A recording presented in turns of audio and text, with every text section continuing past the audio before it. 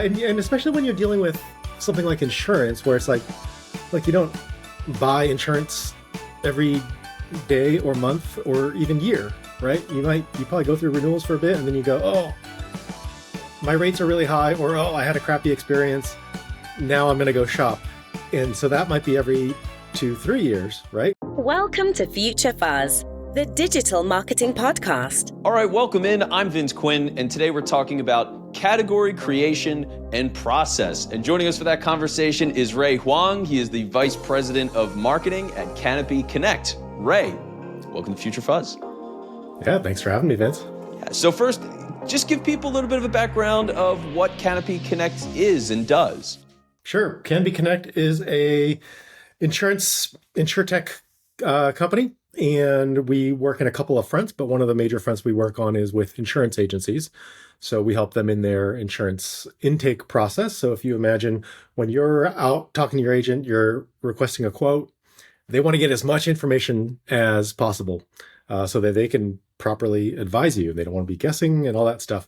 So we make it super easy to get all that information through Canopy Connect, which is, they send out a link, they find the prospect finds their insurance carrier, they sign in, and we pull in all that information. Yeah, which is huge, right? Yeah. I mean, just the intake process in general with anything, I think is like so important. And you think of all the obstacles, right? It can get crazy. Like you just need that. Yeah. And especially when you're dealing with something like insurance, where it's like you don't buy insurance every day or month or even year, right? You probably go through renewals for a bit and then you go, oh, my rates are really high, or oh, I had a crappy experience. Now I'm going to go shop. And so that might be every 2-3 years, right? If you're happy, usually you don't have a claim, you got nothing to complain about with your insurance, right? Yep. It's all working the way it should when you don't have a claim. So that whole shopping experience doesn't happen a lot. So people don't know a lot about their insurance. I don't know what my coverages are. I don't know these certain like little stipulations in there. So we cut a lot of that out and we're like, hey, we can connect directly with the insurance carrier and pull that all that information for the insurance agent so that they don't need to sit there and ask 45, 50 questions in a row. We frame that, we call that the interrogation, or it's like, here, go fill out this form, which is like 50 questions that now you got to go fill out on your own. And you don't even know, you don't have a full understanding of what these questions are often asking. So, oh my God, I've been so confused on so many questionnaires and things like that. You have no idea. It's such a nightmare because on some level I feel stupid. It's like, oh, I don't know what this question means. And like how, I'm almost embarrassed to ask. I'm like asking ChatGPT, not giving it the information, but like, what does this even mean? Like, how am I supposed to answer that? I have no idea. So, it can be crazy with all of that. But and for all of this, as you're talking about like this relationship of how Canopy Connect is working with all of these different providers and businesses and building this like interconnectivity, obviously this is a newer thing. I mean, how does this come about and kind of how would you describe the problem you were solving? Yeah, I mean, the origin story is interesting. So our founder, Tolga Tezel, was having dinner with a friend and his family, and that friend's mom was an insurance agent, griping about her day. She's saying like, oh, I was trying to get information and I couldn't get it from this couple. She ended up driving to their house, helping them log into their portal, downloading their declaration pages, that PDF that has all the information, emailing it back to herself, drives back to the office, takes a look at it, runs the quotes, and does all that stuff. Tolga is, he's an engineer and an entrepreneur, and he's just thinking about like, I could solve this problem. Like this has been done in other ways. The idea of what we do, like consumer permission, having the consumer kind of log in on your behalf to get access to that information, that's there, right? You do that with your bank accounts when you're connecting it to PayPal or whatever. It's pretty commonplace, and this was like 6 years ago when we came around and started building it. And so he built it. So solving a real problem. And one of the reasons that really interested me when I joined about 4 years ago, is like, oh, click, like I get that problem. I understand that. I can put myself in the shoes of both the consumer and like the insurance seller. I don't have an insurance background myself, but I've been through that process and I go, okay, I get it. This is an easy solve. Not like technically Yeah. easy, but for someone that knows what they're doing, it's an easy solve and it's something that people can kind of grok and understand. So yeah, that's how it all came about. And we've gone from like we added like 30 insurance carriers and now we're up to like over 300 Wow. insurance carriers that we can connect to. So. Which is incredible. I mean, it really does start with that foundational thing of like understanding the problem, appreciating the pain of that problem, and then being able to translate that into, the public, right? Like if you don't have that inspiration of like, hey, here's this thing and what a relief to solve this, it's just harder to build anything that's going to, get people to understand it and engage with it. I don't know. Working in a lot of startups myself, there's a lot of companies out there that they have a product, but they don't have a problem, and they sort of are creating a problem to solve, or maybe there's like a very small sliver of a problem that they then like, as good marketers would do, like we amplify the problem and look at how this solves it. So it's interesting, but I really appreciate a company that goes in, sees a problem, and then seeks to solve it. Like, how do we solve this, right? Yeah. And so from that standpoint then of like this marketing side, right? I mean, you get in the door, you understand this thing, you can see how it can help people, and you've got to get the word out about this. So like, how do you begin this process of really like building this new category that you found yourself in? Yeah. So one is like, is there already a loosely defined that exists out there? And there was and there wasn't, right? Some people would use some of this terminology like intake, information intake, things like that. But it wasn't a thing. Whenever I asked any of our customers that had been using us for a couple of years, what is Canopy Connect? Their answer was not like, we're an insurance intake tool. Their answer was like, oh, well, they're like this way to connect your insurance account and pull in all the information that I need, right? So that it was like this very long, convoluted. It was never like, we are this thing. And so that like frustrated me. I was like, oh, well, what's the thing? And that was like, what's the category is what we were missing there. And no one, even including our customers, put us in a specific category.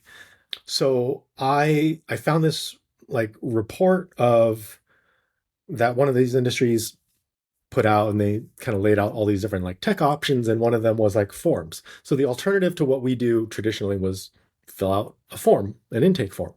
So there's this, they called it forms and data intake. And I said, okay, that's like the keyword there. So I kind of keyed in on that and we said, okay, we're going to call ourselves or call the category the insurance intake category. We want to define it as like this step sits in this broader process of like the quote process, the get a quote process. So get a quote, then we have this defined new, not new step, but this defined step of intake, and then consultation, and then go run your rates, and then go sell the policy. But we had to like make this stand of like, we are here. This is where we play. And so we did that. And one of the tenets, and I'm a big follower of like Chris Lochhead and kind of his whole category pirates, category creation concept. And like, I read the book and I listened to his podcast. I don't know if I did it right. No one, like this isn't a thing that aside from maybe category creation, consultants don't do this regularly, right? So we take our best stab at it because it's something that even if you did it frequently, you do it every few years. Future Fuzz is sponsored by SalesSource, B2B pipeline management and sales growth for your business. To sort of reposition. Yeah. So, first off, a category consultant, category creation consultant sounds like a great job. And so if somebody's listening and is one of those, please call me. I want to talk to you. I want to dive into your brain. But I mean, it is such an interesting thing. And obviously it is an important thing, right? As you were saying, with just talking to people who are already users, and when they can't explain what it is, I mean, it's great that they like it and they're willing to talk about it and like give you that feedback. But when it comes to the idea of it's not easy for them to let people know what you do. I mean, they're Right. your super fans. You know what I mean? Like you want Right. those Right. people to advocate. You want to make it as easy for them as possible. But if they're like, yeah, well, it's like this movie where this guy does this thing with this place, and it's like, I don't know what that is. I'm not going to see it. You know what I mean? It's just Right. like it's such a barrier. So to be able to go Right. in and define everything, I mean, it's got to be a pretty extensive process, right? Just to figure out like what goes into truly boiling it down to that term of like, intake and everything else around it to simplify Yeah.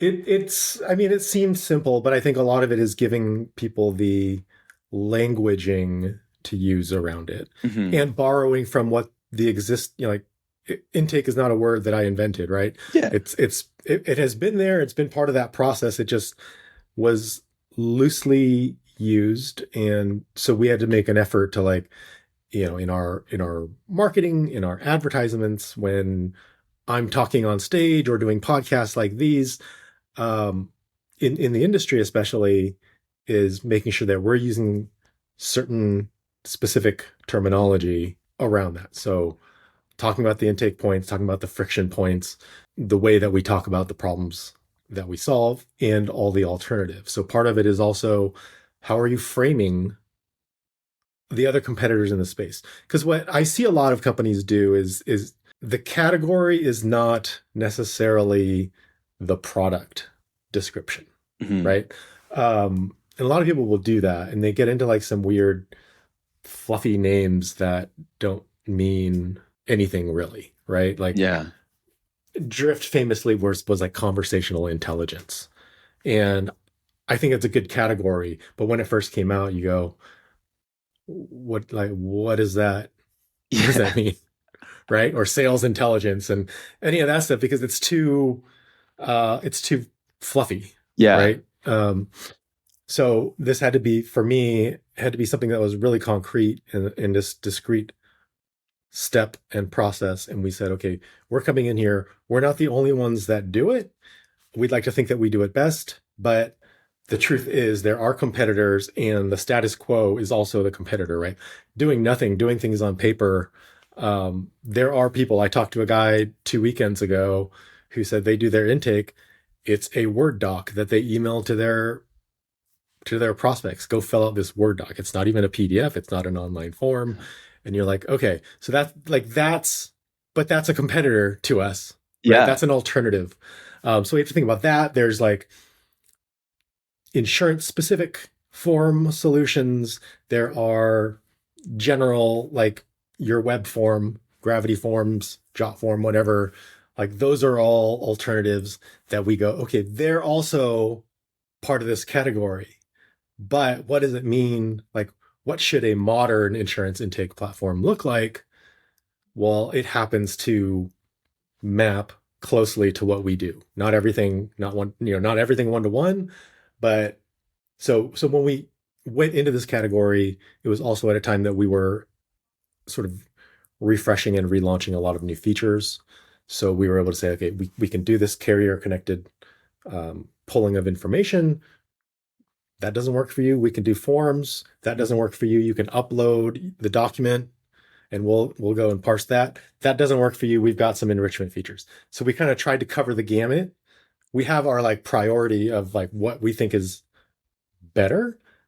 But what that does is for our competition say, well, we've got these beautiful, great forms, but we don't have that, and we don't have that, and we don't have that.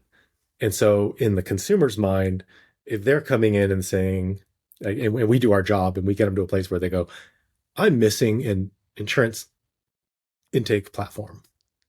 What should it be? What should the checklist be? It should be all these things that I just mentioned. And if you go to these other competitors, these other solutions, they don't have it. They might have 2 check marks versus the 4 or 5 that we would expect. So that's right. So it's a combination of setting the ground rules for for the category, for the group that aligns with your product and also positions yourself better. Because and then part of it is just like, hey, if you name the category and you sort of the objective is like name the category and own the category, and that doesn't always happen depending on how crowded and competitive it is. But if you can own the category you set the rules, right? You're the first in the consideration set. Mm-hmm. And at the end of the day, like, yes, I'd love for people to be like, I need an intake platform, Canopy Connect, perfect, let's go buy it. Truth is, the way people buy is, I need an intake platform, what's out there? Canopy Connect, I see them all the time in my search results, in my ads, top of mind. But what else, right? I'm doing a fair evaluation. I need to go look at some other things. And we want them to. Um, I don't always want them to, but like, hey, Yeah. they're going to. They should. If you're doing it right, you should. Um, so that's important. And then that, we've already set the table. We already set the rules.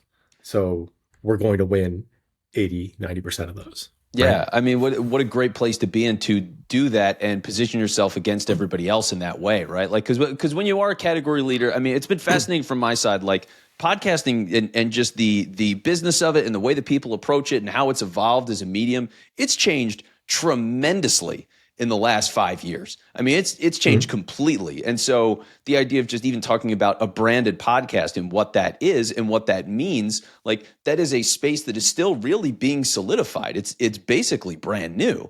And you get this category confusion because a lot of businesses, they might start a show and then what happens is they will get an editor, like they'll get a production company and those people can edit a show and they can make it look good and sound good, but they're not necessarily business people or marketing people. You know what I mean? It's like they are editors and they know how to make stuff look good, but they can't give you the strategy or advise you on ways to get more out of it.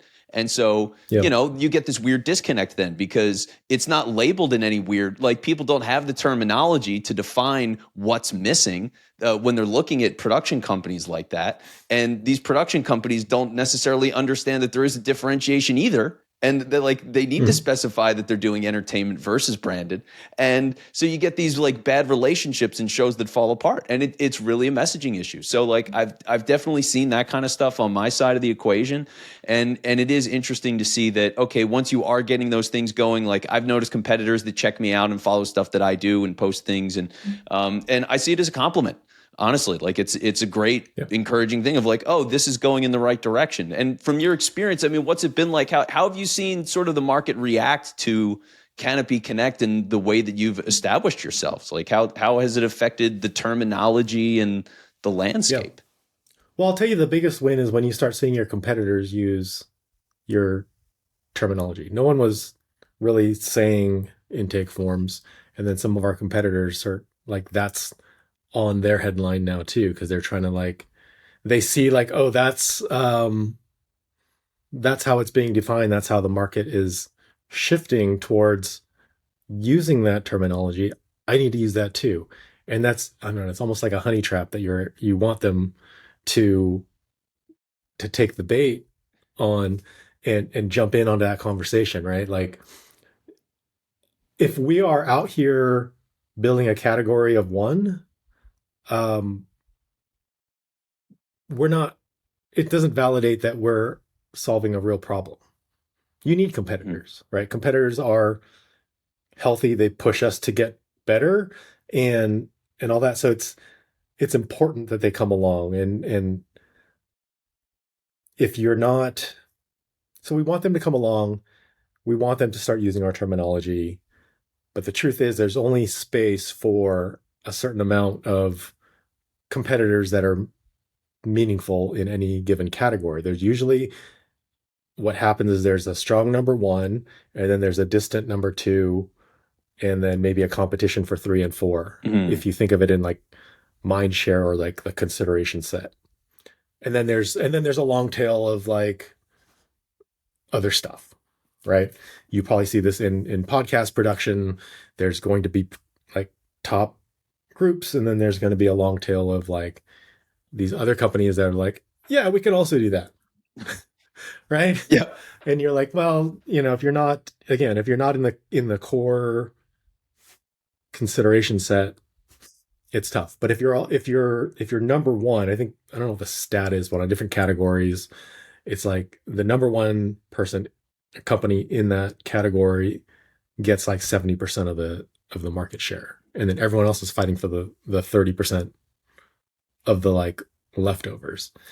You see this in CRM, right? There's Salesforce, and then there's HubSpot, and then there's who, Yeah, I right? mean, everything. Zoho. Yeah, Monday. Yeah. Yeah, people are trying to get into it, right? There's a lot of these also rans in there, and then something like Monday's maybe a good example where like, well, they came up from project management and dovetails into there, and they may go and say, hey, we're doing CRMs different, and we're not like CRMs, we're something else, right? Some specialized type of CRM for project heavy organizations or something like that. I don't know.